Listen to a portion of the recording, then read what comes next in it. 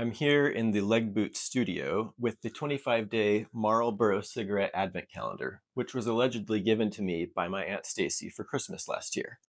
Now, I'm going to show you how I made it.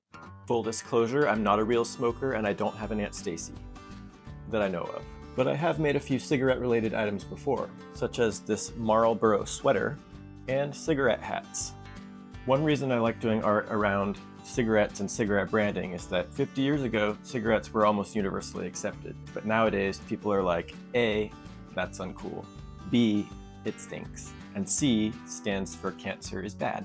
So there's sort of a taboo, but also a very nostalgic feeling.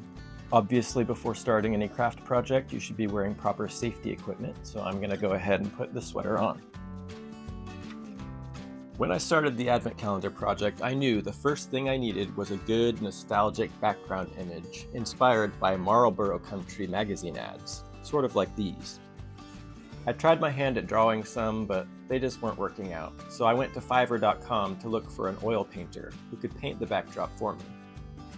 I found the perfect artist on Fiverr, so I reached out, and in a few weeks, I had a painting. I'm not sure what to do with the painting now that the project is over. I thought about hanging it in the bathroom or over the dining room table or maybe replace the TV in the living room, but I don't think my wife would go for that. What I really need is a man cave. I would adorn the heck out of a man cave with this. Or maybe right here in front of the treadmill to inspire fitness. Now it's time to head to the computer to design a box for the Advent Calendar. Advent calendars have little doors from 1 through 25, one for each day, and behind each door there's a treat or goodie of some kind. So I already knew that for day 25 I wanted to put a full pack of Marlboro cigarettes, so that one was easy. But for days 1 through 24 I wanted a different flavor of Marlboro cigarette individually. So I originally thought that I would lay them out this way on their side so that the thickness of the entire advent calendar would only have to be slightly more than a pack of cigarettes. But I quickly realized that if I did it that way, the entire thing would become too unwieldy horizontally and vertically and take up too much space. So I ended up deciding to rotate the cigarettes so that they're up and down, and only the diameter of the cigarette would have to fit within these small windows. And that does make the entire calendar thicker because it's going to have to be at least as thick as a cigarette is tall. But that seemed like a good trade-off for space. I experimented with several different layouts of the windows on the front. So I tried one like this, but that covered up too much of the surface area. And then I went with this arrangement, which gives a nice smoking area on the right and then an accessory area on the left, and that's what I ended up going with for my final version. As you can see here, if I fade in the image of the painting, that's how it looks. The only pieces remaining to design on the box were the sides, which will fold down to create the three-dimensional box structure, and the back, which is modeled after old 70s cigarette magazine ads. Now this was too big to print from my home printer, so I had to order it from signs.com as a cardstock poster, 25 by 32 inches.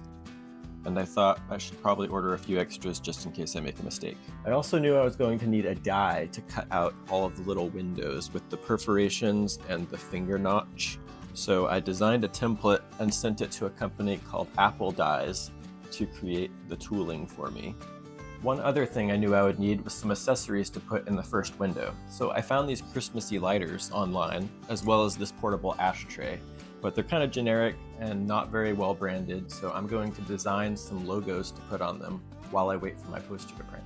Back at my computer, I started with the ashtray design, and I'm using the same Merry Christmas from Marlboro Country slogan that I put on the calendar, and just a basic Christmas tree, but I thought it would be cool if we had cigarettes styled as candles on the tree.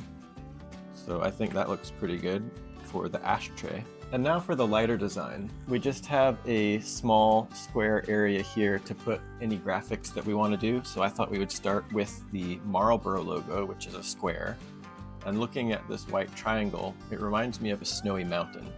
So I thought, what if we added some snowflakes to the sky to make it look wintry? And then if we just put one nice green fir tree on the slope, that looks very festive and Christmassy. So I got the ashtrays back, and the design is printed directly onto the metal, which looks great. But I had to order 50 of these in order to get the customized design. So I ended up selling off some of the extras, but I have a few extras left. Let me just show you how it works.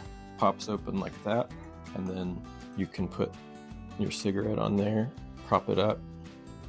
I don't really smoke, so I don't have cigarettes, and I don't know what I'm gonna do with these other than maybe use it as a storage container for a super thick coin. I could use one as a battle arena for tiny horses, like this. For the lighters, I could not get the designs printed directly on them, so I had these permanent decals made, which I will apply to the outside.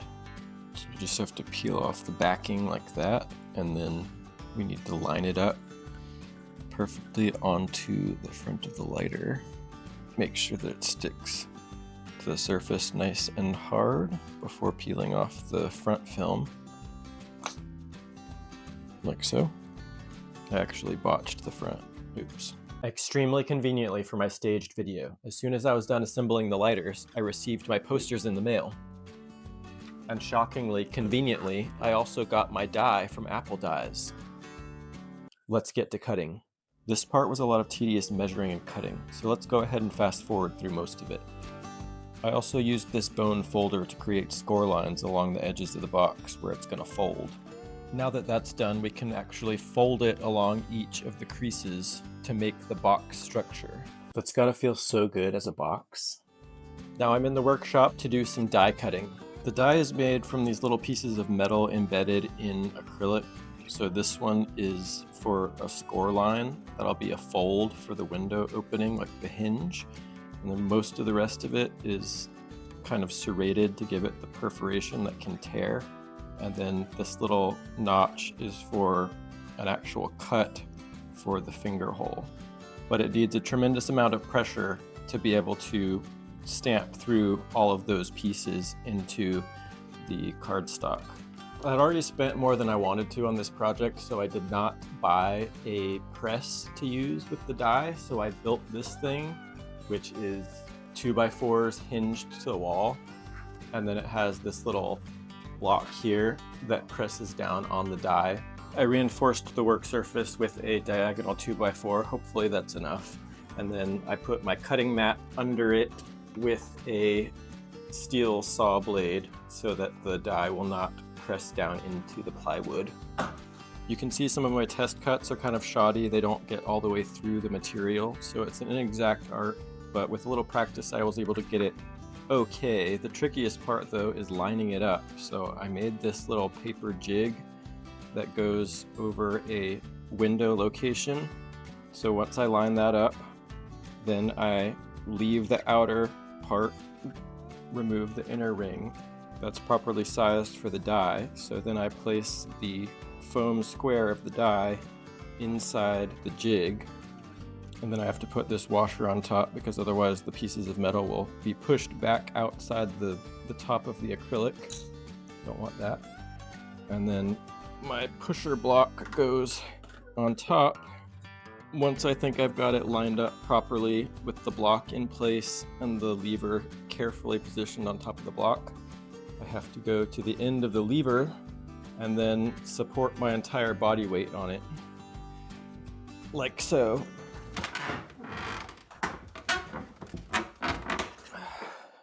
As you can see, those cuts I just did for the camera are terrible. They're not lined up at all, and they didn't puncture all the way through the cardstock, so those windows would never be able to open on the calendar. I'm not sure how I lined up those windows on my first calendar so well, but for these larger doors, I had to use a perforation tool like this, and I ended up using this for all the windows, even the smaller ones, on the second calendar that I made.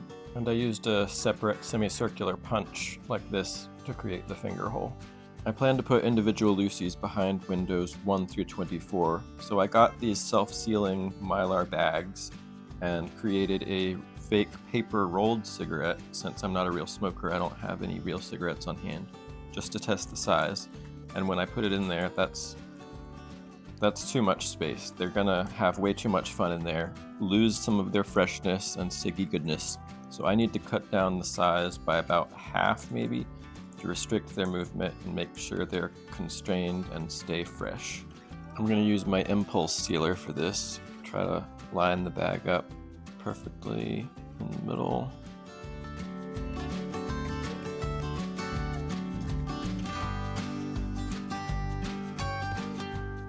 It's not too bad. Got it trimmed down to size. Now let's check the fit. Boom. And now we just apply the label, like so. You do be looking handsome for a fake cigarette, not gonna lie. And the idea with these labels is that each day on the calendar will receive a different flavor of cigarette. After constructing the outer box and putting together the lighter ashtray and cigarettes, the final thing to make is the inner tray that holds everything in its place. The last thing we want to do is toss everything in all at once and have it get jumbled up like a bunch of tiny horses battling in an arena. So the tray holds everything where it's supposed to go behind each individual door on the advent calendar. I designed the main area of the tray like a grid using these large corrugated cardboard sheets. Most of the measuring was done by counting off corrugations instead of using a ruler, since my fold lines had to follow the corrugation channels anyway. I cut horizontal pieces to go across and then put notches in both sides so that they would lock together and form a lattice. I glued red wrapping paper to the cardboard to make it look festive. When I finished the lattice, I added a spot for the full pack of cigarettes and for the lighter and ashtray, and then I punched out holes for the individual cigarette windows. Finally, I put the tray on stilts so that it would fill the entire vertical space of the outer box. Side note, if you're a creator and your crafting does not look this clean or easy, then there's something wrong with you. My December was definitely not a chaotic mess.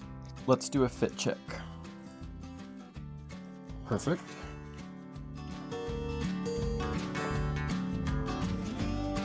And that is how it was done.